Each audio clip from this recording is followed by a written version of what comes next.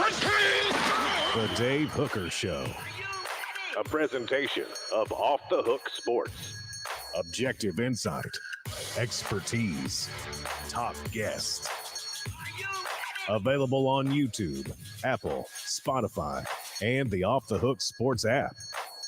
Download now for free. Also available on offthehooksports.com. I compute and obey. Now to Dave Hooker. Ready.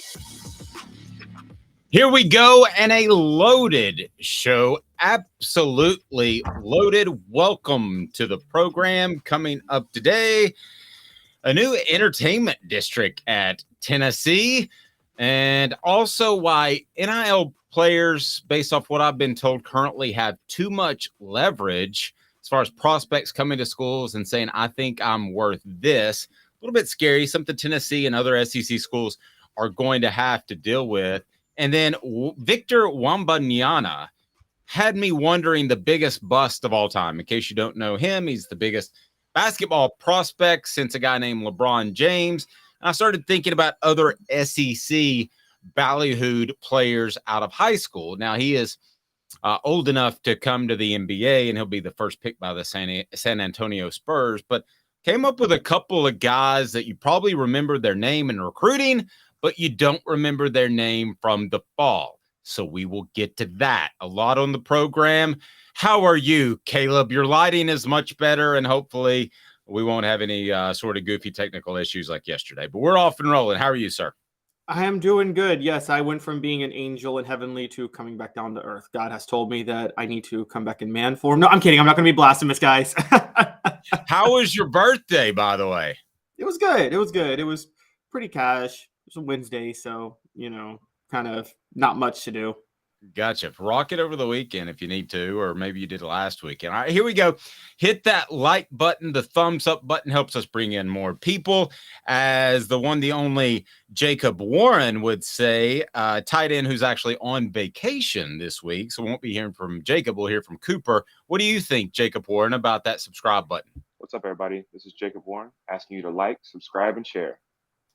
Dave needs this. Yes, he does. So today, by the way, the Celebrate 98 series, if you haven't subscribed yet, please do so, because we will visit with Sean Ellis, who did quite well in the NFL, and also another special guest. We'll have a couple of editions of the Celebrate 98 series coming up on the YouTube channel. So again, I encourage you to hit that like button and subscribe. Celebrate 98, 25 years since Tennessee won a national title. So let's take a look right now at CBS Sports ranking of the top 25 Power 5 college football coaches entering the season. Let's start with Tennessee. Josh Heupel jumps from number 33 to number 16 in a year.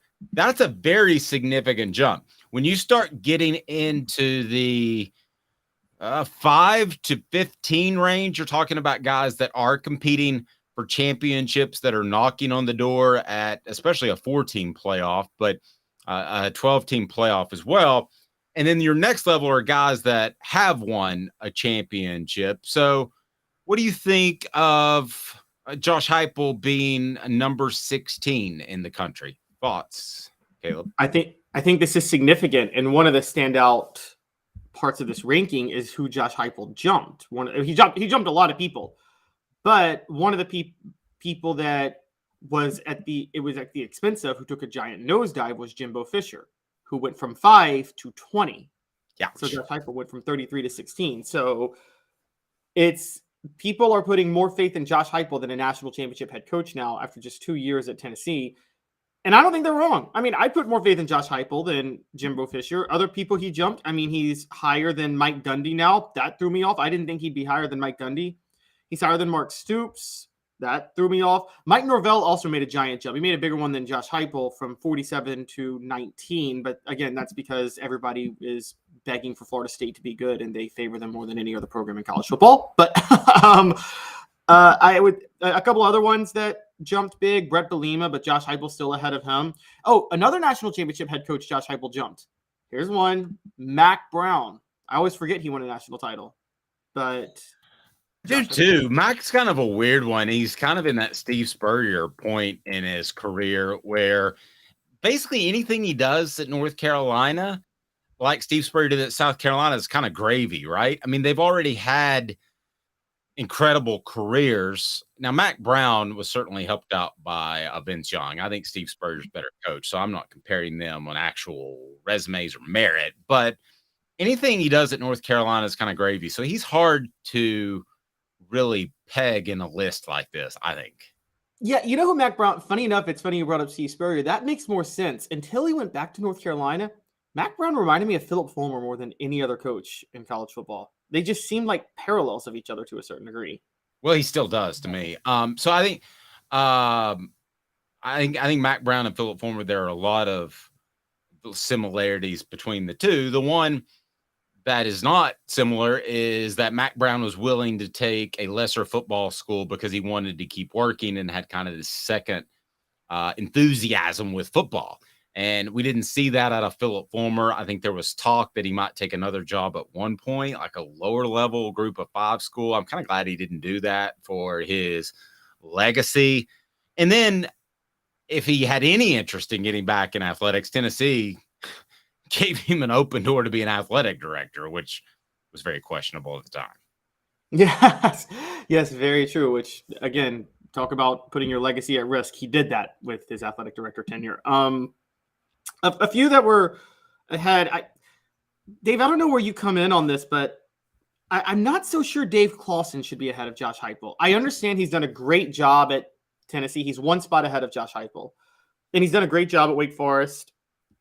But I think we're still underselling the turnaround Josh Heupel directed at Tennessee in 2 years. I think I've been a bit of a Derek Dooley defender in the past. I've always talked about Derek Dooley inheriting a program on fire in an impossible situation. Josh Heupel, I thought, inherited a more impossible situation than Derek Dooley, and he turned it around quicker than any coach I've seen. So I think I might have him ahead of Dave Clawson, even though I think Dave Clawson hasn't maxed out what you can do at Wake Forest.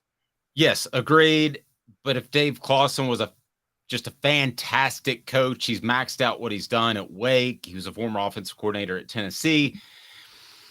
If he's that great and highly thought of by agents and other college football types, he would have got another job right now. Maybe he's comfortable, but I doubt that. I mean, football at Wake is a whole different thing compared to what he's used to, what he's seen at Tennessee. So I think he would like to be able to have a job in which he could compete for championships. So let's get to 4 Downs right now. 4 Downs brought to you by our friends at Vassy Lawn and Garden. Man alive, it's worth the drive. Vassy Lawn and Garden, their buying power will take care of you and your pocketbook. How do they do that? Because with their buying power, they'll save you on industrial, commercial, and residential mowers. It is time for 4 Downs, and it's brought to you by the one, the only Vassy Lawn and Garden. Go to vassy.com. 4 Downs. 4 questions. 4 answers. The Dave Hooker Show. 4 Downs. A presentation of offthehooksports.com. Okay. So they have Nick Saban number 1 over Kirby Smart. I understand the history, but right now, from what I've seen, and keep in mind, Georgia is 1-7 against Alabama, so it's not like they've completely turned the tide. Hint, hint, hint. But based off of the recruiting and what I've seen on the field, I don't know how Kirby Smart's not the best coach right now in the nation. You want to take Alabama based off history, you can, but who you hiring tomorrow, not just because of age. Let's say you could get 5 years out of either. Let's don't worry about age. Let's say they're both 60 and you got 5 years to get as much as you can out of them. Which one are you taking, Kirby Smart or Nick Saban? I'm sorry, Dave. I'm still taking Nick Saban. If I can get 5 years, I'm still taking Nick Saban. And I think, look, Kirby Smart's all things being equal, Kirby Smart's at a better job than Nick Saban's at. That's crazy to say, but if all things are being equal, Georgia's a better job than Alabama. It's an easier job. You're absolutely right. I've got no argument with that. I think it's a better job. I think it's got a better recruiting base. So that was first down. You would have Alabama number 1, as would I. Then you have Dabo Swinney coming in at number 3. Sorry, not on board with this. I'm not sure that he'd be in my top 5, to be real frank with you. And the reason is I think Brent Venables put together that defense a lot like John Chavis with talent was able to do under Philip Fulmer. We could go on and on and on now about how on the other side of the ball, Gus Malzahn at Auburn and all the guys that have had success as coordinators really propped up a head coach. I think Venables propped up Dabo Swinney to a large extent, and I just don't see them winning another championship. So behind him is Lincoln Riley, Jim Harbaugh, Brian Kelly.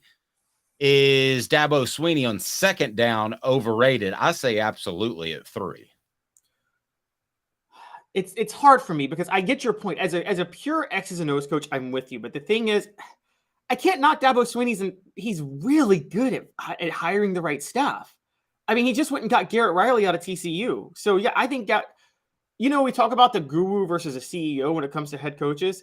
I don't think there's a better CEO in college football of a program than Dabo Swinney because he knows who to hire. Now, he doesn't know what to say all the time. So, no, I would probably knock him down. I would probably put Jim Harbaugh ahead of him, and I would probably put Brian Kelly ahead of him. I'm not sure I'd put Lincoln Riley because, look, I'm going to talk about this later this summer. It's one of the topics I've wanted to dive into, comparing Lincoln Riley to Josh Heupel, because they're very similar in certain ways, but they're like Heupel. There's a big question if Lincoln Riley will ever have the defense to win a national championship.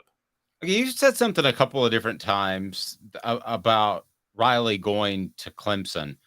You seem sold on that as a great hire as an offensive coordinator. He was at TCU. They put up incredible numbers, but how much of that was Sonny Dykes? I feel like I'm still unsure if that's a fantastic hire or not. Well, remember Sonny Dykes was fired by Cal, and he had a bit of a Mike Leach problem where, rest in peace, where he was committed to his way of running the air raid and no other way. And I think Garrett Riley is the one that added more versatility to it. And so I do think, look, I put a good bit of faith in Dabo with who he hires for his staff. Back in the day when he lost Chad Morris, which really helped propel Clemson, was Chad Morris and running that spread. I don't even think Chad Morris is that good of a coach, but he ran a spread when no one was running it. He goes and gets Tony Elliott, does a pretty good job there. I think what Dabo is very smart about doing is identifying what offense nobody else runs into his conference at the time. And he says, hey, if I run that offense, they have to prepare for this in just 1 week. And that's going to be really, really hard. That's been Dabo's skill the whole time. Kind of like Georgia Tech and the triple option for years. Okay, so the top 10, we're going to get to third down. Top 10, Penn State, James Franklin is number 10. Wisconsin's Luke Fickell, 9. Ohio State's Ryan Day. Utah's Kyle Whittingham is number 7. LSU's Brian Kelly, number 6. Michigan's Jim Harbaugh is number 5. Southern California's Lincoln Riley is number 4. We talked about Dabo. Out of that 4 through 10 group, third down, who is overrated? I got 2 obvious ones, and it's 2 Big Ten East coaches, James Franklin at 10 and Ryan Day at 8. We're on the same page. We're supposed to debate these, but I can't argue with either of those. Yeah, they're just both massively overrated. Yeah, I mean, I believe there are, we talk about LSU being a great job, and it is, but I believe there are 15 to 20 coaches that could do what Ryan Day has done at Ohio State. Now, Kyle Whittingham's the interesting one to me as we get to fourth down, the most underrated coach. So we did overrated. We agree on Franklin and Day. Who's the most underrated coach on this list? All right, are you ready? Yeah, I'm ready. I'm scared, but I'm ready. All right, hold on to your seatbelts. Clark Lee should be way higher than 56. Oh my gosh, at Vanderbilt? It's okay, but that's the point. He's at Vanderbilt. And he went 5-7. He beat Florida last year. Okay, and he beat Kentucky. He's at Vanderbilt. Look, okay, Dave, a question. Clark Lee is number 56. Billy Napier or Eli Drinkwitz is number 51, and Billy Napier is number 43. Of those 3 coaches, who would you say did the best job last year? Of which 3 again? Give them to me. Clark Lee at Vanderbilt, Eli Drinkwitz at Missouri, Billy Napier at Florida. Well, Clark Lee did. Wait, how are Billy Napier and Eli Drinkwitz ahead of him? Well, I was just going out of the top 10. You don't have Clark Lee anywhere close to the top 10, do you? No, Clark Lee is not my top 10. If there's a coach who should be top 10 who is not, I would go with Mark Stoops. I just think I don't think we appreciate the job Mark Stoops has done at Kentucky. Interesting. The Mike Gundy thing, where did he end up on this ranking? Mike Gundy ended up at number, 17 on the ranking. Can we get a fit down like the old Colorado game back in the day? He's always been overrated. Always. I think he's got a good offensive mind. I think he's a snake. I'm going to be honest with Mike Gundy. One, for those who don't know, he lied to Trooper Taylor. You probably know that story, Dave, right? Just flat out lied to him to lure him away from Tennessee. Yeah, but I think Trooper was pretty motivated to move too. That's probably true. But on top of that, that whole I'm a man, I'm 40 thing that he did, that was nothing but virtue signaling at the time. That was to try to make a statement to recruits of, look at how I defend my players. Ask the player who he was defending at that time. That player was never happy about Mike Gundy doing that at all. He transferred at the end of the year. He says he will tell you to this day that Mike Gundy did that for show to promote himself and it wasn't in defense of the player. Here's the bottom line with Mike Gundy. He's best known for having a mullet, best known for screaming his age at a reporter. And by the way, it was people that demean reporters, Greg Popovich, just for fun, for sport. Just I have a total distaste for them. It's not because I'm in the business. It's because you need to realize that's the conduit from you to the fans. And I've never thought that Mike Gundy was as special of an offensive mind as you sort of alluded to. I've always thought he was looking for the next job. He floated his name out there with Tennessee on several different occasions to get a raise at Oklahoma State. Has anybody really, really, really made a serious run at him? I'm not 100% sure. I think Tennessee has made phone calls over the years. Who haven't they called? But as a whole, I don't know anybody that's made a monstrous run at Mike Gundy, or they would have got him. I know Oklahoma State has a lot of money. I'm well aware of that. They have incredible oil boosters, but I just don't see him as an upper tier coach. It's been too long. If he ends his career at Oklahoma State without a national title, that's not a successful career, given some of the discussion about him being one of the top coaches and one of the top candidates in the nation.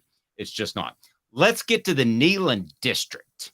So to compare, Caleb and I were kind of talking about this. I know we have a lot of Braves fans. If you've been to the Braves fairly new stadium, I guess it's 6-7 years, but they have a Battery, and the Battery is basically like an outdoor mall, but it has better stores than the mall. We're not talking about Easttown back in the 80s.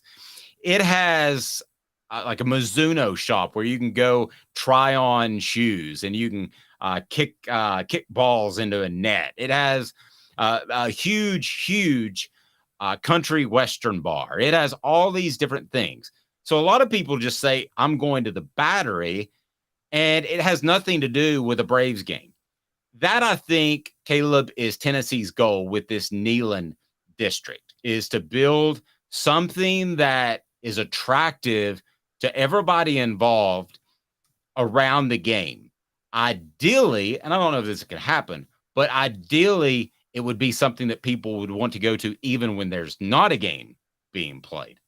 I don't know if that's too aggressive, if that can actually happen, but I think that would be the ultimate goal. You achieve that, you achieve a moneymaker on campus, and I'm going to tell you why I'm not crazy about it, but that would be the ultimate goal. If you've got an event that has nothing to do with a football or basketball game, but it's going to connect Neyland Stadium and Thompson Bowling Arena, what are your thoughts? Disneyland, Mr. Jones says. I like that, but I'm still in that. Thank you. Next, by the way, coming up.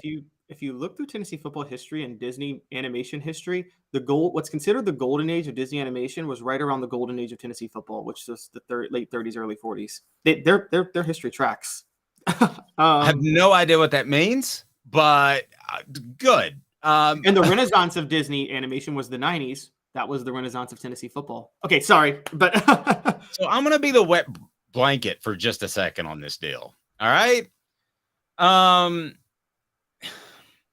don't think you're going to create a whole different venue for people to show up at. So it's not going to be the extent of the Battery. I think it's just going to be a game day atmosphere, albeit that could be for basketball or football games. So there's a lot of days that it would be used. But I don't think people are necessarily going to go there instead of downtown. Now, what Danny White has working for him is there is no more strip. I don't know who has been down to Cumberland lately, but it is all apartment buildings. The old bars and restaurants that used to be there, they do not exist anymore. It's terribly sad. So maybe students go there, but this sounds like a type of place they can't afford. So how does this fit in the grand scheme of things, Caleb, as far as Tennessee athletics? And I want to hear your thoughts on the message board. What do you think about the Neyland Entertainment District? All right, what do you got, Caleb? Oh, man, Dave is just one of those old guys. It's like, I want it my way. I don't know. I mean, I would spend this money seems like it's coming out of everywhere because they had a fantastic year last year. But shouldn't you spend it on coaches and now players via NIL? It doesn't. Here's what I will say. By the way, for the record, funny enough, I actually think that one thing you missed, I still think the strip is going to actually be the reason this may not work, because there are some bars, they're just not on the strip. Like Cool Beans is like right off the strip. And let's be honest, like, that's affordable and probably still going to be more fun than any place around here because it's going to be too expensive. Cool Beans is the exception, though. I mean, there used to be like 18 bars in like a 6-block section.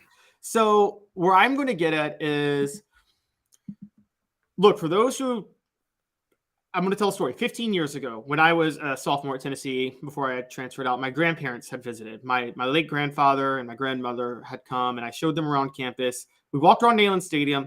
We all thought the area behind the south end zone was the biggest eyesore and waste of potential of all of campus. Because for those who don't know, the south end zone goes right up to the Tennessee River.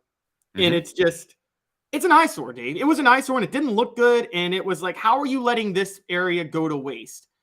This is going to connect Thompson-Boling to Neyland from the south end zone. Finally making something appealing about that part right there before you get to Calhoun's on the river. So I think this is a brilliant idea because of that. Now you have a point. Danny White is thinking, this is some type of development stuff you do, like if you are the athletic director at UCF, where Danny White was, or Buffalo, where Danny White was, where they're more urbanized areas. Not so semi-urbanized, though. I know it's a college town, but it's a city. It's semi-urbanized, more than most college towns would be. And so I think this is actually a great idea. I'm a fan. And I think it's also, look, with sports gambling happening, so big now, you might have some venues for betting. So you might you could create like a Vegas little like culture right there. I mean, look, I'm sorry, man. This would be pretty epic. I tell you, I don't think Calhoun's is very happy about it because they had that market cornered. You're talking about that south end. Everybody went there, so I bet they're not really pleased about it. I think it's going to make parking more ugly. Yeah, I think it's going to make parking more difficult. You mentioned the aesthetics of it, and I never noticed that because I always grew up around Neyland Stadium, selling game day programs to covering games. I never noticed that it was kind of an eyesore until I had friends that came up and they said it's kind of an eyesore on the outside, and the inside it looks great. Travis says it'll be stupid packed and stupid expensive. Elias says don't particularly care because it's probably going to be a crowded ripoff. I'm kind of like that too. I don't mean to be the wet blanket. Cool, do what you need to do and grow what you need to grow, but it doesn't really blow my skirt up. SC Scout guy said South Carolina essentially is doing the exact same thing. They bought the entire 850-acre tract next to the river, next to Williams-Brice, and developing it. They should have done that a long time ago. That'll help South Carolina. Yeah, they needed something around Williams-Brice for years. Yeah, and it's not going to be as packed. So the Neyland Entertainment District, the NED, as you might call it, or Disneyland, I'll take it or leave it. Okay, doesn't do a lot for me. This is why I also think it's good. So remember, because this I think will be better than the Battery. I don't know if you guys know this. Cobb County, you probably know this, Dave. They basically fronted all the taxpayer money to build that stadium in Atlanta without the consent of the taxpayers, and they're all upset about it. And the way they thought they could supplement the revenue was to create the battery. And they haven't. They've lost money on it. It's been a terrible deal for Cobb County. Messed up the property value. It's been horrible. They issue too many bonds. They can't pay it back. Luckily, this isn't the same with Neyland Stadium in Tennessee. This is going to be donors and boosters doing it. It's not like Knoxville taxpayers are funneling this money to do this. I also will believe it when I see it. I've seen a lot of these projects that ended up at about 70% of a coolness factor compared to what you thought. 2 minutes, Josh Ward. What upcoming opponent should the Vols be most concerned about in order? He's got a column on offthehooksports.com. It's fantastic as we rank Tennessee's opponents. Portions of the program brought to you by Campbell Cunningham, Taylor, and Hahn. Look at me. I got LASIK from Campbell Cunningham, Taylor, and Hahn. My near and far-sighted vision is no longer a problem, and they're local. With the local vision centers, your annual checkup. They did LASIK for me. They can do cataracts for you as well. Josh Ward of the Sports Animal up next. 2 minutes. Family has been creating jewelry since 1986, each piece unique with a story all its own. I'm Rick Terry with Rick Terry Jewelry Designs. I'm a jeweler, and I want to be your jeweler. We're grateful that you chose us to be Knoxville's best jeweler. My family and staff look forward to serving you. So please come see us. Kingston Pike and Campbell Station Road in the heart of Farragut and downtown on Gay Street, right next to the Tennessee Theater. Hi, Mike Davis here with City Heating and Air, reminding you to always dare to compare. Our team provides quality local heating and air service, installation, and maintenance across East Tennessee. We use only the best equipment like American Standard heating and air conditioning for your residential, new construction, or commercial needs. Honesty, dependability, and customer satisfaction have been the cornerstones of our business since 1961. City Heat and Air. Dare to compare. With all that sun, sand, and salt water, the beach is a very relaxing place. Unless you wear contacts. Ow! Open your eyes to the best the beach has to offer with LASIK vision correction from Campbell Cunningham Laser Center. Ah. Do you want to own the more that owns every job? Then get to Vassy Lawn and Garden in Cleveland and get you a Toro. I'm David Vassy, here to talk to you about Toro.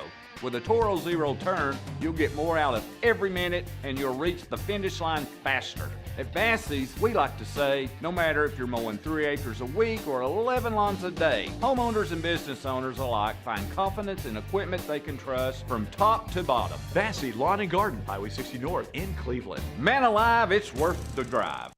These mountains hold and defend a spirit far better than moonshine. A drink that holds flavor, that becomes necessity. A hard cider made and relished by folk who are as hearty as they are legend. A refreshment that can only be found in one place. With a taste that makes you say, give me 3 bottles of the good stuff. Tennessee Cider Company, where necessity can be found. Objective coverage. Hey, that's new. If we get caught, we're going to jail. The Dave Hooker Show, a presentation of Off the Hook Sports. YouTube, Apple, Spotify, and the free Off the Hook Sports app. I'm going to need to see some identification. Back to Dave Hooker.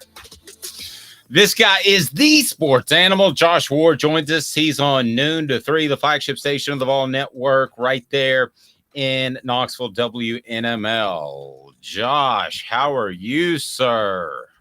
I'm good, guys. Great to be with you. What do you think of the Ned? Yeah, the name that you're coming up with needs work. I would say that for sure. I'm workshopping it. Yeah, I like the idea that there is use for that space besides 7 Saturdays a year. So trying to make a 12-month use out of a large amount of space and turn it into useful venue, something that will look better long-term. That makes a lot of sense. We can workshop the name. Orange Light District, Orange and White District. Can come up with some different ideas. Orange Light District. Yes. I love that one. What we need. Yeah, that we need an Amsterdam is basically what we need on the river. With the shows and the substances and that. If for any Ted Lasso fans out there, the Amsterdam episode ended up being it's a clean episode, and it was I think one of the more entertaining they've had in the 3 seasons. So we can workshop it. There's a lot to come up with there. Does anybody among the three of us know somebody that's gone to Amsterdam? And have you had the discussion of what did you do while you were there? I've had a buddy went to Amsterdam and was like, what did you do when you were there? And he said, oh, we just did some stuff. And I said, so I don't believe that.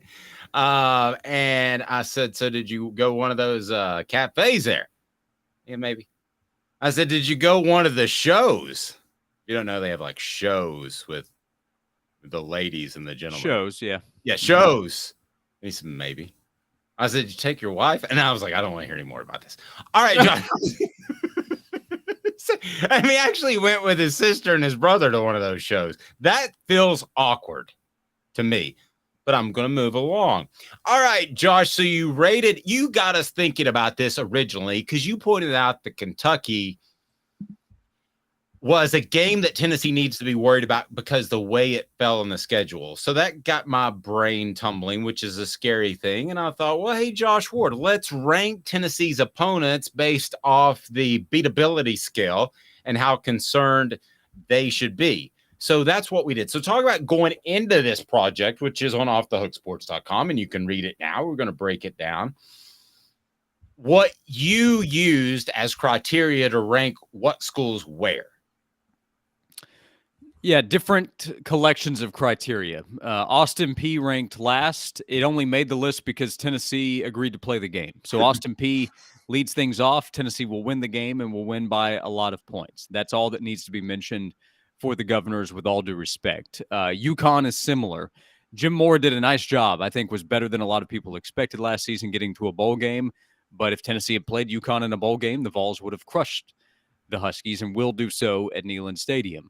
Then things kind of get interesting. So in non-conference, you have Virginia, you have UTSA. I actually ranked both of them ahead of Vanderbilt. Perhaps that's too hard on the Commodores, but last year Vandy had a good opportunity going in, having won a couple of games in a row, and then Tennessee, despite a deflating loss and having to change quarterbacks, absolutely steamrolled Vandy. So why won't that happen this year? This is not to say UTSA is a game that should scare Tennessee. It should not, but it's sandwiched in between two SEC games, SEC East games that will matter, and they can score points at a group of 5 level. So I ranked them ahead. But Kentucky, if you want me to go through, or Dave, you can stop me whenever. I do have Kentucky ahead of other opponents that might seem like they should be higher, but because of where it falls. The game is in Lexington the week after Tennessee plays in Tuscaloosa, and it's difficult for anybody the week after you play Alabama. Back-to-back road games against a Kentucky team that will be very motivated to beat Tennessee. That game means so much to the Wildcats.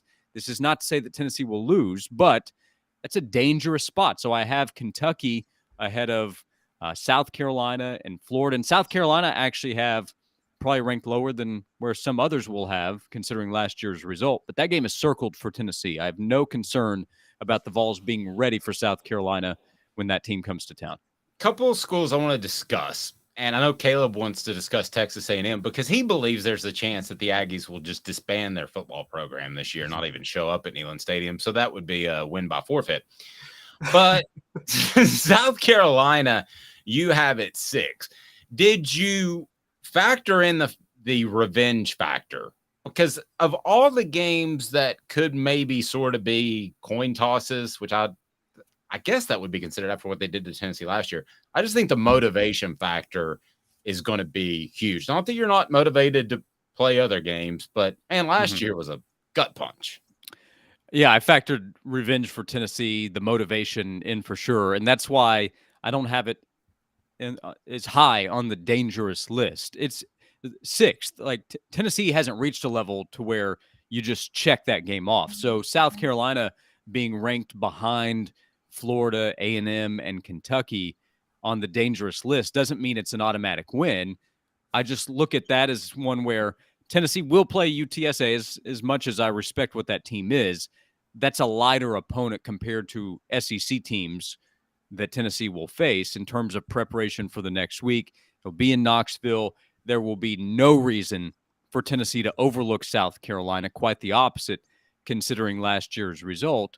And I still see South Carolina as a program trying to catch up to where Tennessee is. So it's a game that Tennessee could lose, But if Tennessee is focused, which I don't think was the case for everybody last year, then Tennessee should be the better team and should beat South Carolina.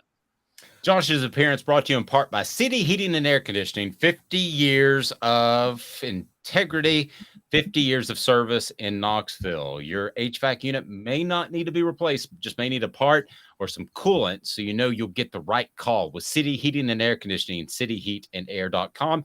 Click the thumbs up button. If you haven't subscribed yet, you're crazy, because the Celebrate 98 series continues with Sean Ellis. Hit it, Caleb. Josh, it's funny, when you were naming the schedules in order, you said Florida, and then you said A&M, and then you said, I think, South Carolina, but you said Florida A&M, and I think Florida A&M would be tougher for Tennessee than Texas A&M this year. The question I have for you with how Texas A&M could be ahead of Florida. At some point, did Jimbo Fisher like try to pick up your mom or something? Caleb hates Jimbo Fisher like nobody else. I don't hate Jimbo Fisher, but no, he didn't. And it's more likely Jimbo Fisher's ex-wife tries to pick up me. So, okay, so. All righty, there he goes. That's high hot heat right there, Josh. In case y'all, I'm sure y'all all know the story on that one. But Josh, Texas. My issue with you having Texas A&M ahead of Florida is that Tennessee still has to visit Florida, where they haven't won since 2003, and they've only beaten Florida twice in the last 17 years. Mm-hmm. And they get Texas A&M at home and Texas A&M off a bye. So forget like where the teams are going to be, and I think Texas A&M is going to be awful and collapse this year. Don't those things make Texas A&M an easier game? I mean, Josh Heupel off a bye, isn't he almost unbeatable? Yeah, so that one I probably struggled with more than any other. The difference ended up being Texas A&M's players. Their roster is significantly better than Florida's. Texas A&M has a roster that should make almost every program in the country jealous. The problem is that it's been mismanaged and the offense has been embarrassing with the level of talent that it has and the results that we've seen the last couple of years. So you could end up being right. Like if it falls apart and Texas A&M disappoints again and they force Jimbo Fisher out despite his high buyout, I won't be surprised. And from a scheduling standpoint, I did note in the column, Tennessee has the advantage having the week off while A&M has to play against Alabama. It simply came down to players. But I agree with you in everything that you're saying about Florida. Going to Gainesville is not easy.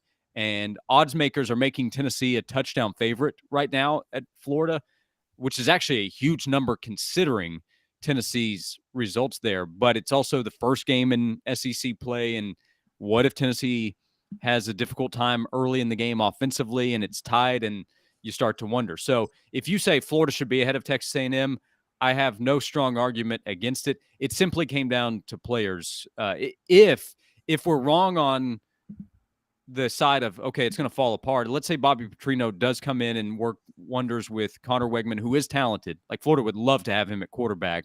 And then all of a sudden they have this 5-star running back that's come in and they have future NFL players at wide receiver. And we still have questions about Tennessee's defensive backfield. All of a sudden things could get interesting in that game. And their defense has all kinds of talent. So it was simply a roster bet on Texas A&M that they get things figured out. But it could turn out that this is a disappointing season for A&M. And if it doesn't work out this year, they can't have Jimbo Fisher continue to coach because they have too much talent to waste it. Yeah, but man, the buyout's like still like 75 million plus, isn't it? Man, they're in a hairy mess. I kind of think drill some oil and pay it. But that's if that's if it doesn't work out. Just a few years ago, they were the team that everybody said that's the snub to not be in the playoff. So it hasn't been that long, but they almost beat Alabama last year, despite having a terrible season. They were a play away from beating Alabama, and 2 years ago they were 8-4 and beat Alabama. So if they're capable of doing that, they are capable of winning in Knoxville.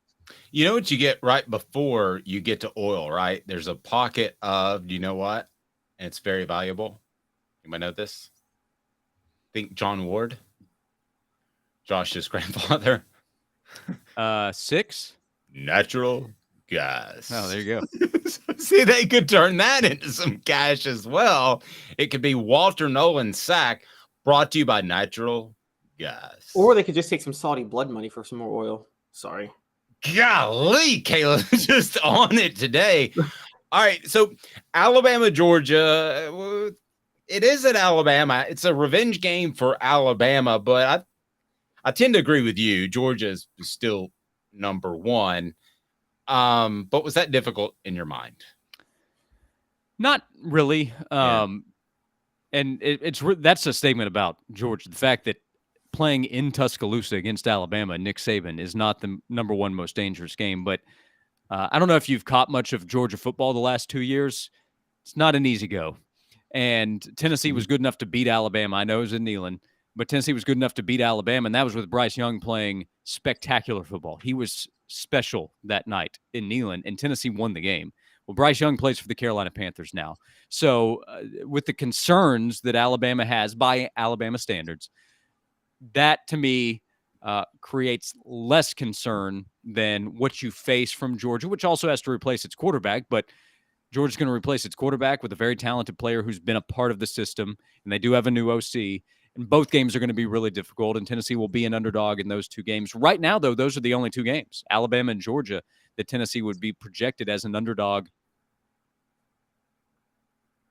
Just it has to show that it can be topped before it's not going to be number one on anybody's list. And if I put this list together for anybody that had Georgia on the schedule, Georgia would be the number one most dangerous game because they have NFL players all over the place. Let's play an over-under real quick. How many times could I bench press Bryce Young's weight, which is roughly 195? So, Caleb, you set the over-under. 3. Okay, let's put it 3.5. Josh, you taking the over-under? You're a lifter. I would say over. I think it'd be over. Let's turn to the NIL. Josh and I were having a discussion, which is bizarre to think about. There's Jamarcus Russells of the world and those type of guys, Josh Allen's that weigh 250, and he's like a $185. I'm not sure Bryce Young's going to agree to it, though. Just to be clear. No, and if it were a person, I know this from doing this bench pressing my wife. I know that when you have a person, it's tougher because you have to balance it. That's much more difficult than just being on a bar. I'm sure you know. I'm sure you bench pressed your wife before, right, Josh?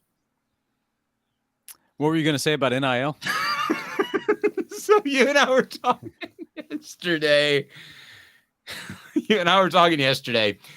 I think these NIL cats, and I wrote a column about it, the transfers, even the high school guys, have way too much unfounded leverage in that they could show up in anybody's office and say, hey, Arkansas State and Butch Jones offered me $250,000. Are you going to give me $350,000? And it can't go checked. Unlike all the professional leagues, you can see an offer sheet. You have no idea if the kid's lying. I would bet that every school that's active in NIL at a high level, and Tennessee would be one of those, has gotten bamboozled by a kid at some point and paid him more than he actually had on the table from another school. Yeah, I think it's a common conversation that takes place. Recruits or transfers saying, hey, I have this kind of opportunity, and coaches having to decide what's real and what's not, what's worth it and what's not. Now, in some cases, you'll have real offers and you'll have tampering involved, and you'll have a player show the current coach who will then use it against the other school. There was a good story from The Athletic this week that I would recommend people check out. But on the recruiting trail, especially with the way things have gone the last couple of years, I think it would be very easy for a prospect to say, well, I've got this school. They want to give me this. What can you do? Can you match? How high can you go? And a coach has to figure out, okay, what's real? Or whoever that prospect is talking to in that process, and try to figure it out. And I think that can be really challenging and can add to the list of headaches that coaches have to deal with. And this is not to say, hey, feel bad for all the coaches. But remember, some coaches aren't making what other coaches are in the world of college football. A lot of coaches, they're still on the rise trying to manage all this. and it's a lot. And there has always been a lot of lying in recruiting, and that's gone both ways, coaches to prospects, prospects to— I think Josh maybe broke up a little bit. Josh, you would have finished that last part. I think we maybe lost your microphone. What was that last part? No, we lost your microphone. What happened to your microphone? You were throwing high heat there. My issue with being able to come to a coach and say, I'm worth this, is there is no checking it. There's no checks and balances. So that's the biggest concern. And Tennessee, let's face it, has put a target on themselves, Josh, and they've done so because they've been really open about their willingness to spend NIL money. I'm not saying throw the baby out with the bathwater. Just keep doing what you're doing, but there are some repercussions for being known as one of the greatest NIL schools in the nation right now. Yeah, it can be used against you, or you can be used in the process where others. It may even out, honestly, where sometimes you're being used, sometimes a prospect is using your name to try to get money from another school, and the school says, we're not going that high, and then you end up getting the player at whatever the real value is.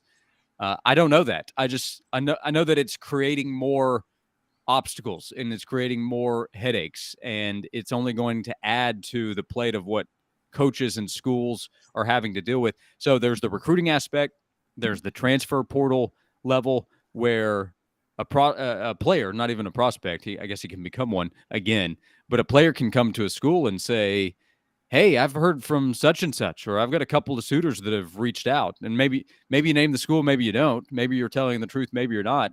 But then there's the valuation aspect. The collective and or the coaches, if we're being honest about how it all works, have to decide, is this real or not? Does he have a real opportunity or not?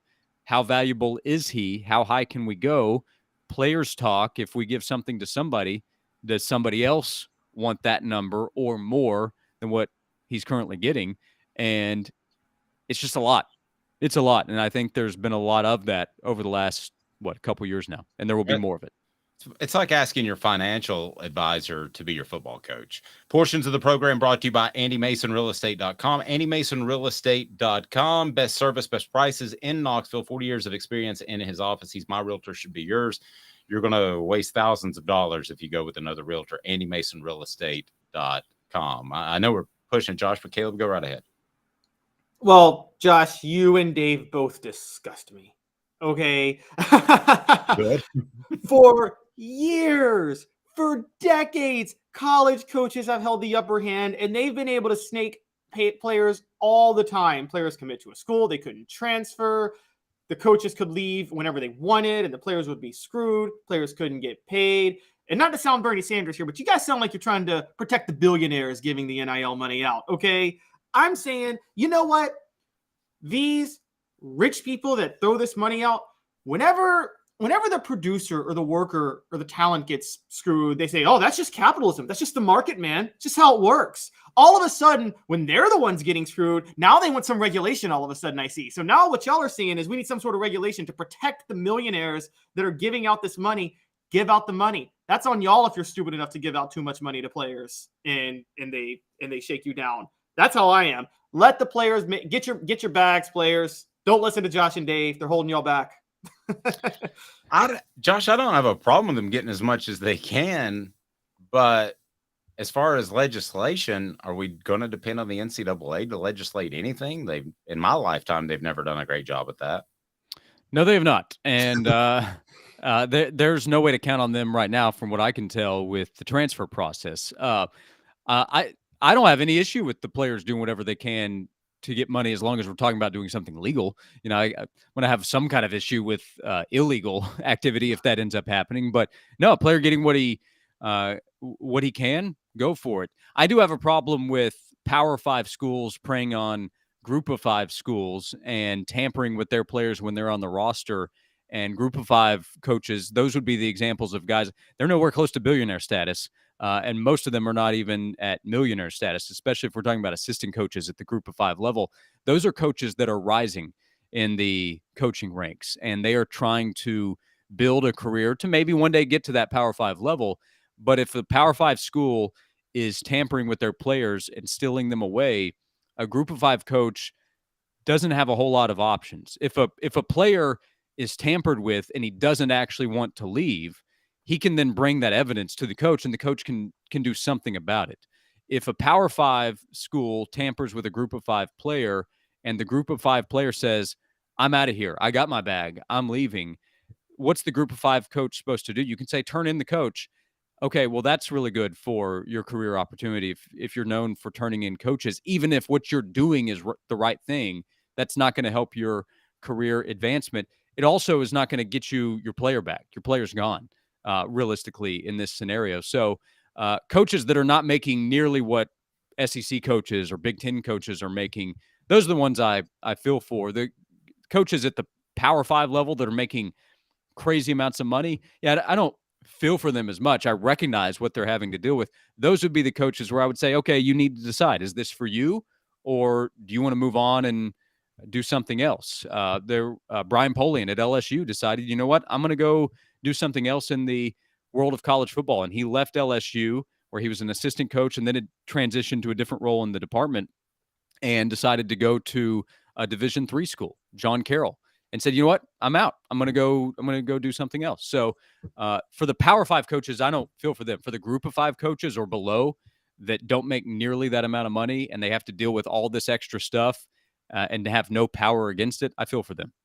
Josh, I know you got to run. But last thing, I think I know where you stand on this, but let me ask both of you guys. If everybody's tampering, do you want Josh Heupel to poach people? If you're a Tennessee fan from group of 5 schools, not Power 5 schools, but group of 5 schools, is that something you want to see? Is that something you're cool with? Caleb, should Tennessee fans be cool with that? Josh, should Tennessee fans be cool with that? Talking about from an ethical standpoint or a competition standpoint? Well, we're just going to make it a ethical or competition standpoint. Well, both. No, not really. I mean, if we're talking about actual tampering, no, I would not be cool with that. But you know, before NIL, the truth is, if you want the truth without all the details, is the truth is that players at every school was getting something. They were getting something somewhere along the way. That was the truth of it. And the truth of it now is that all schools have somebody. I'm not saying the head coach. I'm not saying all the assistant coaches, but all the schools have somebody who's doing something to make sure they don't fall behind in their opportunity to get the best players possible. Because if they don't get that player, their rival will. Be good. Get out of here, man. Noon to 3, WNML. I appreciate it. Thanks, Josh. Check out his column on offthehooksports.com. Be good. You got it. Thank you, guys. Thanks, buddy. Have a good one, Josh. What about you, Caleb? I mean, okay, here's the thing. If all the group of 5 schools are being tampered with, I don't think that's going to hold back group of 5 coaches because they're competing at the group of 5 level, and every other school has to deal with what they have to deal with. So it kind of evens out to a certain degree. The issue is if you're in a group of 5, you're hoping that one of your relationships one day will get you to a Power 5 job. So yeah, but how would this hold it back as long as you don't snitch? Well, but if it's tampering, what's wrong with snitching? I have no problem. I don't believe in the snitches get stitches. I have no problem with snitching if you're doing something wrong. But see, is it like we say this take tampering? Okay, well, is it tampering when a Power 5 school calls a group of 5 coach to offer them a head coaching job? Theoretically, that's tampering. Like it's the same thing. It's just Power 5 schools, boosters of Power 5 schools calling players of group of 5 schools and offering, hey, you want to come to this school? You can get more money. I mean, it's again, if the schools themselves, I mean, that group of 5 coach that may not like tampering, they sure as heck don't mind it when the Power 5 school calls them while they're coaching the group of 5 school to offer them a head coaching job. Well, and this too, let's think about the kids. I mean, if you hear about this guy that's lighting it up at ETSU and you're Tennessee, I mean, it's probably his dream to play at Tennessee, right? And he would have better facilities, better support, better educational support. So I'm with you, man. I mean, tamper away. It's not like it's breaking a law. Haven't we all had a job, but then at the same time been in contact with another company we'd like to work for while having this other job? That's normal. I mean, what about the, and also Let's take it larger. Was the SEC not tampering when they were negotiating with Texas and Oklahoma secretly to join the SEC for a year when Oklahoma and Texas were in the Big 12? I mean, tampering is part of life. That's what you do. You try. I mean, by the way, my favorite player's getting gift story of all time is still Eric Dickerson getting what? Didn't he accept a car from Texas A&M? And then he Trans Am, I think. I'm sorry. I think he got a Trans Am. Oh, he did. Didn't he get a Trans Am? Yeah, it was like I think it was that group still. I don't know what they did to those guys, but they still will not say that they got anything when it's so obvious. They did. Craig James and Eric Dickerson, all those guys, they're like, no, absolutely not. SC Scout guy said the thing, I just don't want the government involved. I'm fine if Power 5 gets together and makes enforceable rules, then that is fine. I just don't want someone like Congress getting involved. I got bad news for you, SC Scout guy. The SEC wants Congress involved. Talked to Greg Sankey about this at SEC Media Days last year. And I don't know that it's going to happen anytime soon because he was talking about the midterm elections that are going to slow things down.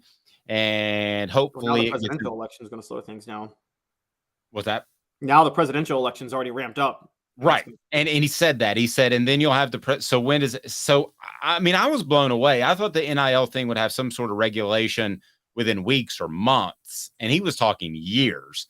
So does it ever get in front of Congress? Probably not. And you have to remember, this isn't a nationwide scandal. It's not even a scandal, but it's not a nationwide sports issue like the steroid thing with baseball. So you're not just going to pop in front of Congress on a Tuesday afternoon because you're the SEC and you would like a seat at the table. But if Congress got involved, I don't think it would change much. At the bottom line is, guys, who out there has sons? If your son's 18 years old and he has an opportunity to go out there and make millions of dollars or hundreds of thousands of dollars, is anybody going to say that should be legislated against? Anybody? No, and here's the other big deal that people are forgetting. So the Supreme Court didn't rule this thing unconstitutional. What they ruled is that the thing that unleashed NIL was they ruled that it violates antitrust law. For Congress to get involved, they would have to completely rework antitrust law in this country. So forget NIL for college athletes at that. You realize that gets into unions negotiating at Starbucks or Amazon or just worker protections. That changes, or consumer protections. You realize how much that affects if they were to rewrite this law? It wouldn't just stick with NIL. That law, the umbrella would, by its very nature, expand. You can't just narrow this to NIL. You see what I'm saying, Dave? Because there's broad antitrust law in this country. But couldn't you do antitrust like they do with the NFL or Major League Baseball? You're going to be better versed in this than me. So you tell me. Those are, again, that's the antitrust too. It was actually, that's part of the antitrust too. I think this goes back to the Sherman Antitrust Act in the 1880s. But the thing with NFL and Major League Baseball, and I don't know how WWE gets away with this because their wrestlers aren't unionized, but with the NFL and Major League Baseball, what they would say is there's no competition for those leagues. Those are the clear-cut, one sole league, and you can't go work for another league if you don't like how you're being treated. Therefore, you have to therefore they're more sympathetic to the unions in those leagues. You see what I'm saying? Elias Gray answered the question. I'll tell you how they get around it. They use contractors. Same thing in NASCAR. NASCAR's never even tried to unionize, and I don't know wrestling, but I'm guessing it's the same thing. You just collude together with 4 or 5 other decision makers. It's even easier. I mean, it's incredibly easy in NASCAR. Here's what WWE, but see, here's the thing with NASCAR and with college football, and this is why what I said, I don't know how WWE gets away with this. Yes, you use contractors, but if you're contracted, you own your own name. You own your own brand. You know what I mean? The NASCAR drivers, they own their own name, and they're going to get paid if they're in a video game whatsoever. WWE, they use independent contractors for the wrestlers, but they own the wrestler's nickname and their likeness. How do they get away with that? That's the most illegal thing in the world. And well, the bottom line is they have the power to exclude them. It's collusion is what it is. Or maybe it's not even collusion. Maybe it's just whoever's in charge. Like NASCAR, the Frances are the only ones. So it's really not collusion. It's just the bottom line is you're not good enough to be a Formula One driver, and we'll just run you out of the sport in America if you do something that goes against what we want. I mean, they had issues with a driver whose name escapes me that may have done drugs. Didn't fail a test, and he was like suspended for 6 weeks, and he came back and he may have done drugs again, and then his career was over. His name escapes me. Seems like it was Jeremy. Probably somebody can help me with that. All right, so biggest bust from high school to the SEC, because everybody thinks that Victor Wembanyama is just going to be the next greatest basketball player in the history of man. He's out of France. He's 7'2". But I've seen a lot of these guys come in very ballyhooed, and we're going to discuss some of those. All schools. So SC Scout guy and other guys that are fans of other schools, why don't you give me some? Because I got a pretty good list I put together, and there's Tennessee guys on there, as you would expect. There's more than that. And why Tennessee, if you're going to take basketball seriously, you can do it. Like this afternoon. You can take basketball seriously, and you can change your program, and you can be in the Final Four next year. And I'm going to tell you how right after this, and it's pretty darn easy. 2 minutes off the Hook Sports. And Craving Wings South North Shore location, where we've heard people say that you can get the best wings in East Tennessee. Pero ¿quién es este? El número 87, Jacob Warren. I'll just do 6 of my sauce 87, please. Imposible, señorita. Dale 6 más. Look at these wings. Perfectas, deliciosas, fantásticas. Man, I don't know what you're saying, but it sounds awesome. How do you say fresh, never frozen in Spanish? Frescas, nunca congeladas. Make your way to Craving Wings and get you 6 más. But what was funny about Cadis, we were a full continuum of care at that time. We had detox, we had inpatient, we had outpatient. So we were doing a lot of the things that we do now. But now we just do them so much better.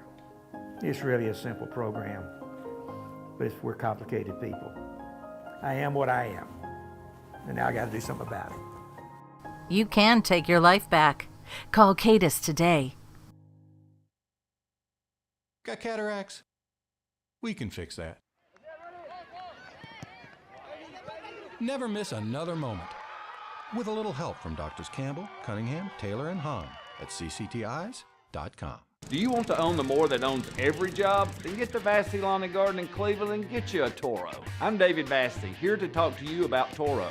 With a Toro Zero Turn, you'll get more out of every minute and you'll reach the finish line faster. At Vassey's, we like to say, no matter if you're mowing 3 acres a week or 11 lawns a day, homeowners and business owners alike find confidence in equipment they can trust from top to bottom. Vassey Lawn and Garden, Highway 60 North in Cleveland. Man alive, it's worth the drive. Our family has been creating jewelry since 1986, each piece unique with a story all its own. I'm Rick Terry with Rick Terry Jewelry Designs. I'm a jeweler, and I want to be your jeweler. We're grateful that you chose us to be Knoxville's best jeweler. My family and staff look forward to serving you. So please come see us. Kingston Pike and Campbell Station Road in the heart of Farragut, and downtown on Gay Street, right next to the Tennessee Theater. Who's this guy? Hello, wizard. The Dave Hooker Show. Who? A presentation of Off the Hook Sports. What? YouTube, Apple, Spotify, and the free Off the Hook Sports app. Back to Dave Hooker. Elias saying Jesse Ventura led a unionization drive in the 80s, and Hogan ended up being a snitch. Yeah, and then later on video, he found himself with something that rhymes with snitch. You see what I did there? Yeah, Hogan's have you watched that TMZ versus Hulk Hogan thing? Or Gawker? Gawker. We covered it at USA Today. It's pretty intriguing. It's a pretty neat thing. There were no good guys in that, but Hogan was the one who deserved. He was right in the lawsuit, but like Hogan's a bad dude. He's a snake. Yeah, it was pretty shady. So I don't think the players in college football could ever unionize. So I'm just gonna move on. Yeah, they can. But the thing is that before we move on, the businesses won't own their likeness. That's the thing. That's the scandal with WWE, is that they're contractors, which is fine. But then at the same time, they say we own your likeness. That's criminal what Vince McMahon is doing. Okay, so I know a lot of people out there aren't NBA fans, so this isn't an NBA conversation. But Victor Wembanyama, he will be the number one pick by, we now know, the San Antonio Spurs. And I have not seen this much hype for a basketball player since LeBron James. And I will be honest with you, when I was old enough, you might have been a little too young, but I was old enough, Caleb, to watch LeBron whole games. I wanted to have a really strong opinion on it. I think this guy is a considerably better prospect than LeBron James. And I know that sounds insane, but with that comes these huge expectations, and a lot of people will just jump to the next step, which is he's going to be a 6-time champion and an all-star. So we do that too with college football prospects in high school. So some of the top high school prospects that bombed out. Let me hear from the message board, whether it's your favorite school or someone else that you can remember. I'm going to start with a Tennessee guy, and then I'm going to go to a Georgia guy. But I can remember Brian Darden, and this might be before your time. Do you remember the name Brian Darden? I've learned from you and Fred White about Brian Darden. Yeah, not only was he highly ballyhooed, but he showed up on campus, and in preseason camp, he looked like he was the man. I still don't completely understand what happened, but I remember Jimmy Himes saying that he was going to be the next great Tennessee tailback. He was a total bust. So that's one for Tennessee. D says Ronnie Pillows. I don't remember a Ronnie Pillows. What about you, Caleb? While I look up Ronnie Pillows, is there one that sticks out to you? Well, there's a running back that sticks out to me that went to Tennessee that's not Brian Darden, and it was a little over a decade later, a guy by the name of Bryce Brown, and best player in the country. And do you give him any sort, though, of pass because of the confusion of the program around him? I mean, he went on to play a couple of good years in the NFL. He had like 2 semi-decent years, never saw any real success. I think that, I don't know. When he was a late commit, there just seemed a lot of things. You know more about. We were covering the team. There just seemed a lot of things surrounding Bryce Brown beyond just the confusion surrounding the program. I mean, again, it seemed a little devious, wasn't it, to commit a month late after signing day? And Yes. then, you know, I don't know. There's just some weird things with him. Another one for me. I want the South Carolina guys to come. One guy I remember, and I don't know why it sticks out, but anybody remember Ricardo? They're coming in left and right. Go ahead. Anybody remember Ricardo Hurley? I don't remember Ricardo Hurley. We got to vote for Harrison Bailey, the quarterback, Quincy Prigmore. Slick Shelley. Now, I will tell you this, Travis. I knew at the time that Slick Shelley was pretty far down on Tennessee's board. So that one was an incredible surprise to me, that he was one of the last receivers they would take. He just had a cool name and he looked slick. I mean, he was a long strider type of guy. So that one didn't surprise me. Here, I reached out to an SEC source that covers several different schools. So how about this? Mitch Mustang. That's a pretty big bust. And if you remember, he was at Springdale, Arizona, and he had 2 really highly rated players around him. One was a tight end, and then he had a running back, I believe, that was highly rated. They both had great careers and just busted out. Here's another one, LSU. So Mitch Mustang went to Arkansas, flamed out. Ryan Perlew, LSU. Who remembers that one? I remember that. John Chavis couldn't figure him out in the 2007 SEC championship game. How many times have we heard that story? Yeah, no, he's about the only one that couldn't figure him out. Now, there's a Georgia running back that I know that you know, and he was just, as many great running backs as they've had, he was supposed to be the best. Can anybody remember who I'm talking about? Georgia running back. Rhymes with Banks. Speaking of James Banks, was a big, huge bust because of his own ego. Jasper Sanks. Yeah, there you go, Elias. Jasper Sanks was supposed to be the next Herschel Walker. There was no doubt about it. So that was one. And I'm curious if you guys have any more, because And listen, that's part of the fun of recruiting. You know, we got so far yesterday down the path of the Emmanuel Okoye guy that Caleb, you said that he might contribute this year when we went into it thinking he was a project player. So it's fun to go down that path. The other one was Jonathan Congo.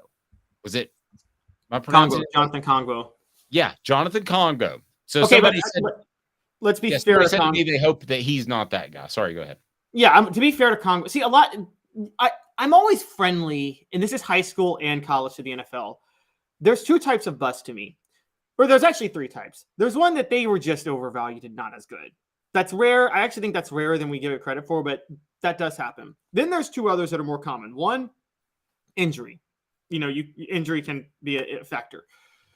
The other one, the one where I have no problem calling somebody a bust and I have no fun laughing at them, is when they self-sabotage. So James Banks, laugh at him all day. He ruined his own career and deserves everything that comes with that, because it was his fault for being so stupid. And no sympathy. But Congo, I give him a bit of a break, because if you remember, Butch Jones asked him to put on weight to move him into the middle at defensive tackle, slowed him down. Pruitt comes, moves him back to edge rusher, but he couldn't trim down the weight he had put on, and then he suffered a season-ending injury. Yeah, it's probably kind of a tweener either way. Elias says it's a who's who of the Kiffin class for bust. It is. They had more felons than first-team All-SEC players in that class. That's not a joke. I mean, if you want to go back and count them up. I know. Yeah, I mean, they've got a guy who murdered somebody. So that's bad. That was a big reach class. But you know, we do get excited, and this Victor Umbanyana is exciting. Is exciting to watch. But so he's not a better prospect than LeBron James, by the way. I think he is. He can't pass. He can't pass to save his life. All you got to do is double team him and turn it over every time. LeBron couldn't shoot and still can't. Yeah, but LeBron's so big he can drive to the basket. Victor Wembanyama has the same problem Kevin Durant has. And it's going to be the same problem in the NBA, which is if you ever double team Kevin Durant, he is a deer in headlights. He's a complete waste once you put two guys on him. Well, but Kevin Durant's one of the top 5 players of all time. Victor Wembanyama is not a bust if he's one of the top 5. Kevin Durant's not top 10. He is top 10. No, Come he's on. not top 10. No, right. He's not. The thing is, have you ever noticed you double team Kevin Durant, there's somebody open, and Kevin Durant ain't smart enough to find the open guy. Never does. He won 2 titles because he was on a loaded team that had like shooters all over the place, and he got 1 MVP. But I think Kevin Durant, again, you got to be able to be a semi-decent passer. And Victor Wembanyama is a horrible passer. He has horrible court vision. Did you see how many bad shots LeBron took in game 1 because he wants to be a 3-point shooter? I'm not saying Victor Wembanyama is going to be LeBron. Chances are he won't have the drive and he won't have the health. But looking at those two dudes coming out of high school, period, into discussion, not knowing what happens, I think Wembanyama is a transitional, generational type of talent, and turns out LeBron has been as well. But I thought LeBron was very, very good Magic, and I think Wembanyama is a different player altogether. Like I think he is. Wembanyama just be a better Kevin Durant? No, I think he's better than that. I mean, just as a prospect, I'm not saying he will be better. Okay, please don't hold me to this. But like Michael Vick, to me, he's like Michael Vick. Michael Vick came in, or Randall Cunningham to go even back further, and he changed the way the game was played.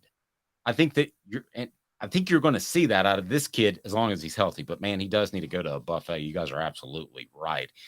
And then, yeah, and then, you got this guy named Caleb Love, and I'm going to go ahead and tell you, I'm going to be the what the H guy, because I think that Tennessee basketball can hit another level if they get serious, and they need to get serious right now. What the? What was he thinking? Release the hounds. The Dave Hooker Show. Keep cool. A presentation of OffTheHookSports.com. Okay, so if you don't know who this cat is, then you don't watch a lot of basketball. But Caleb Love, after a fantastic tournament 2 years ago, he decommits from Michigan after transferring from UNC. All right, Tennessee, are you serious? You got the NIL money. Do you want to be a basketball school as well as a football school, or do you want basketball just to kind of be the post-dinner liqueur. Okay, because you can go get this cat. You throw $10 million at him. You got him. He's a shooter. He's exactly what you need. Go get him. Go get him. Don't even make it close. Just say you need to be a Vol. Rick Barnes has North Carolina ties. I'm sure he can find his number. Just be done with it. And this guy could have as big of an impact on a basketball team for 1 year as Nico could have on a football team for 1 year. Go get him. Go get him. And for the SEC schools that want to be taken seriously in basketball, the Alabamas and the Auburns of the world, why is nobody else going after him? Why does the SEC have this kind of, we'll let him go somewhere else, let him go to Michigan or an ACC school? Go get this kid. Am I missing something? I mean, you got the cash. Yeah, you're missing something. And what you're missing is this kid is massively overrated and living off a tournament run in 2022. That's it. That's all he's got. For the record, I am the genius basketball talent evaluator, clearly. He's a better shooter than anybody Tennessee has. No, he's not. He shot 29.9% from three last year. 2 years ago, he was 37.8% from the field in general. He can shoot, and he shoots mid-range shots. The mid-range is dead. He's a fit for Barnes because Barnes believes in these low percentage stupid shots, but I don't think it's a conducive to winning. If Caleb Love is going to fit anywhere, it's going to be at Kentucky because of Calipari's dribble drive, which would work in his favor. Rick Barnes doesn't run the dribble drive. And Calipari doesn't want to do a bunch of NIL deals because he calls it tripping over nickels to get to millions. Well, so Calipari doesn't have to worry because players don't need NIL because they know if they play for Calipari, they'll be in the NBA in a year as first-round picks with way more money anyway. I think this guy would be a great fit for Barnes. I don't. I think he would hold Tennessee back. I do. I think he's overrated. I think he would be way too much of a volume shooter. I think he'd be Tyreek Key, but taking way more shots. 5-star prospect coming out of high school. Miss. It was a miss. Clutch in the NCAA tournament 2 years ago for UNC. Okay, yes, clutch. Clutch has to come with like being good enough to get you there. And so it's kind of like the Peyton Eli talk when people would say Eli's more clutch. It's like, okay, yeah, but you're still taking Peyton every time because even though Eli's more clutch in the postseason, you don't know if Eli can get you to the postseason. So you take Tyreek Key over Caleb Love every time. I didn't say that. I just said he'd be Tyreek Key with taking a lot more shots. Make a lot more shots. Go to crafttreats.com if your dog is having any issues with indigestion or having any issues with arthritis and also anxiety. They'll take care of you. So you have got to go to crafttreats.com, use a promo code off the hook, get 20% off the chill pills with the CBD derivative or any of their fine treats. They are awesome. So check it out. D says $10 million for a 1 year wonder. No way. Well, I was exaggerating a little bit. Are you telling me $10 million for a 1 year mediocrity? Sorry. No. Okay. So you're telling me you wouldn't even take him? Like if he called Tennessee. Oh, that's obscene. He's overrated. That's obscene. Overrated. Did you see the fact they couldn't make any shots in the tournament?